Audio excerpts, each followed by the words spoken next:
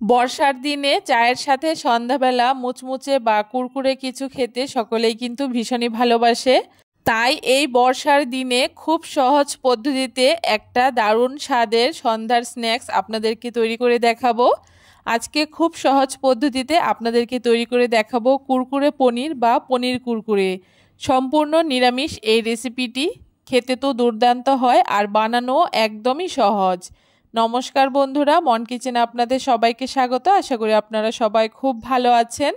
আজকে পনির দিয়ে খুব সহজে দারুণ স্বাদের একটা সম্পূর্ণ নিরামিষ পনির কুরকুরে আপনাদেরকে তৈরি করে দেখাবো। চলুন তাহলে দেখে নেওয়া যাক কীভাবে খুব সহজে এই পনির কুরকুরেটা আমি তৈরি করেছি। তার জন্য প্রথমে এখানে আমি 300 গ্রাম পনির নিয়ে নিয়েছি। আর অবশ্যই একটু ভালো পনির ব্যবহার করার চেষ্টা করবেন। এখন পনিরগুলোকে আমি কেটে নেব। তার জন্য পনিরগুলোকে প্রথমে এইরকম পাতলা পাতলা করে কেটে, তবে খুব বেশি পাতলা করা যাবে না। তারপর এইরকম লম্বা লম্বা করে আমি পনিরগুলোকে কেটে নিচ্ছি। পনিরগুলোকে এইরকম লম্বা লম্বা করে কেটেই আমি পনির কুরকুরেগুলোকে তৈরি করব। তবে আপনারা চাইলে যে কোনো শেপ দিয়ে এই পনির কুরকুরেগুলোকে তৈরি করে নিতে পারেন।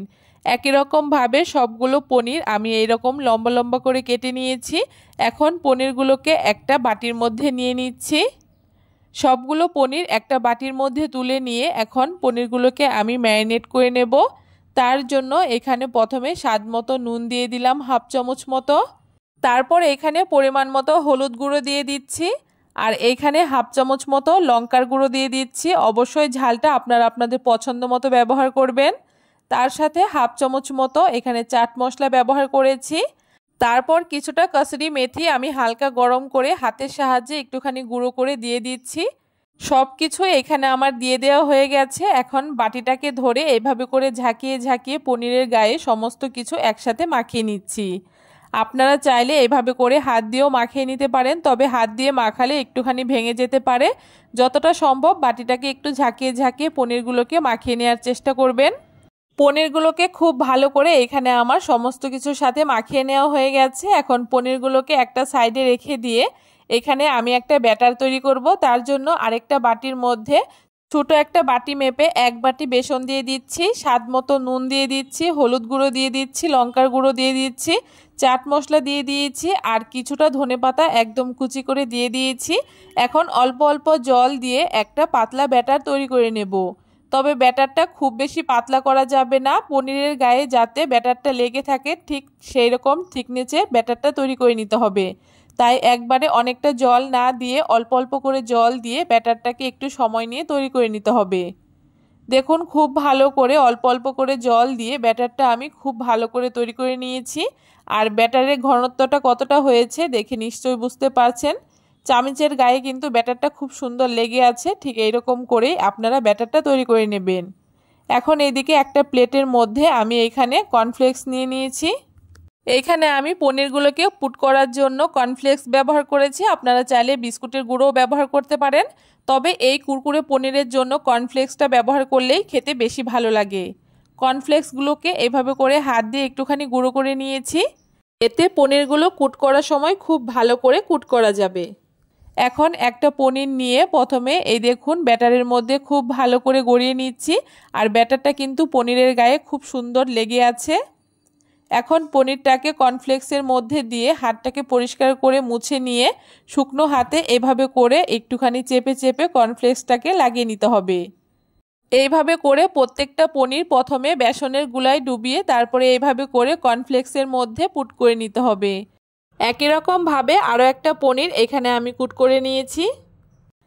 দেখতেই পারছেন সবগুলো পনির এখানে আমার পুট করে নেওয়া হয়ে গেছে। এখন পনিরগুলোকে একটা প্লেটের মধ্যে তুলে নিচ্ছি। আর দেখতে কতটা সুন্দর লাগছে দেখে নিশ্চয়ই বুঝতে পারছেন। যদি আপনারা বিস্কুটের গুঁড়ো দিয়ে তৈরি করেন সেক্ষেত্রেও কিন্তু খেতে বেশ ভালো লাগবে।